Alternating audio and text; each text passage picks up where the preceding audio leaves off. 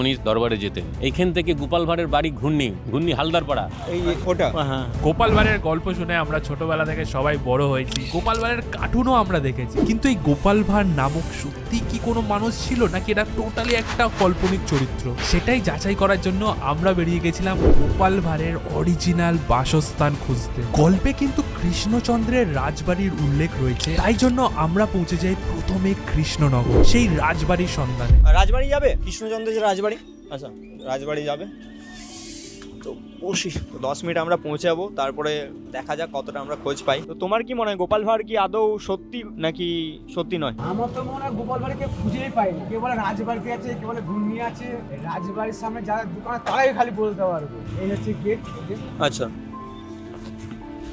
গোপাল ভাঁড় ছাড়াও আমরা আগে ফেলুদা এবং ব্যোমকেশেরও আসল বাড়ি খুঁজব। বাড়ি খুঁজতে গিয়ে আমরা সেখানকার লোকেদের থেকে ব্যোমকেশ ও ফেলুদার ব্যাপারে নানা অজানা তথ্য খুঁজে পাই, কিন্তু তার আগে আমরা যাব গোপাল ভাঁড়ের বাড়ি খুঁজতে। তো টোটো কাকু আমাদের সেই জায়গায় পৌঁছে দিল যেটা হচ্ছে কৃষ্ণচন্দ্রের রাজবাড়ি। আমরা ঠিক এখন সামনে দাঁড়িয়ে রয়েছি। গোপাল ভাঁড় নাকি এই রাজ দরবারেরই একজন রত্ন ছিল। গোপাল ভাঁড় কিন্তু তার বুদ্ধির জোরে রাজা কৃষ্ণচন্দ্রকে নানা বিপদ থেকে বাঁচিয়েছে, আর এটাই হলো সেই রাজা কৃষ্ণচন্দ্রের রাজমহল। আর এই রাজমহলেরই আশেপাশের লোকেদের থেকে আমরা জানার চেষ্টা করব যে গোপাল ভাঁড় আসলেও কি ছিল নাকি একটা কাল্পনিক চরিত্র, আর যদি থেকে থাকে তাহলে তার বাড়ি কোথায় ছিল। তো এই যে গোপাল ভাঁড় আসলে ছিল, গোপাল ভাঁড় ছিলেন ওনার হাস্যকৌতুক, অর্থাৎ রাজসভায় মন্ত্রী হিসেবে উনি থাকতেন। যিনি বসতেন সেটা হচ্ছে এই বৃক্ষটা, এই গাছটা নিচে বকুল গাছ, এখানে এসে বসে উনি দরবারে যেতেন। এই যে গাছটা দেখতে পাচ্ছ এটা হচ্ছে বকুল গাছ, আর এই গাছটা বয়স প্রায় 200 বছরের উপর। এখানে নাকি গোপাল এসে এই গাছের যে ছাউনি সেটা কিন্তু বিশ্রাম নিয়ে কিন্তু দরবারে যেতেন। আর এই হচ্ছে সামনে গেট,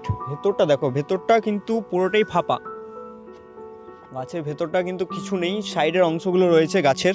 অনেকে একটা বলেন যে গোপাল ভাঁড় নাকি আদৌ ছিল না, একটা কাল্পনিক মাত্র কাব্যগ্রন্থ, সেখানে কিন্তু গোপালের কোনো নাম নেই। তো গোপাল কি আদৌ ছিল?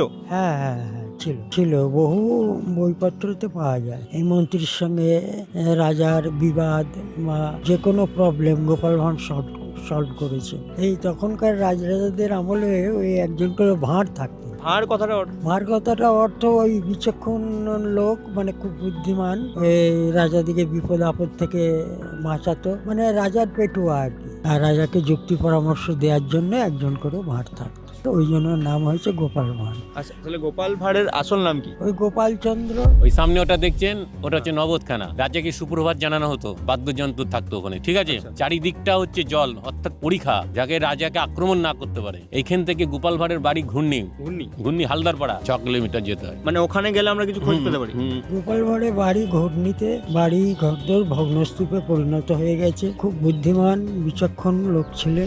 রাজবাড়ির আশেপাশের লোকেদের থেকে আমরা বারবার ওই একটা জায়গার নাম কিন্তু পাচ্ছিলাম, যেটা হলো ঘূর্ণি। তাই জন্য গোপাল ভাঁড়ের সন্ধানে আমরা চলে যাই ঘূর্ণির উদ্দেশ্যে, কিন্তু তার আগে আমরা যাব কলকাতায় ফেলুদার আসল বাড়ির সন্ধানে। প্রদোষচন্দ্র মিত্র ওরফে ফেলুদা সত্যজিৎ রায়ের সৃষ্টি বাংলা সাহিত্যের এক জনপ্রিয় গোয়েন্দা চরিত্র। 1965 সালের ডিসেম্বর মাসে সন্দেশ পত্রিকায় ফেলুদা সিরিজের প্রথম গল্প ফেলুদার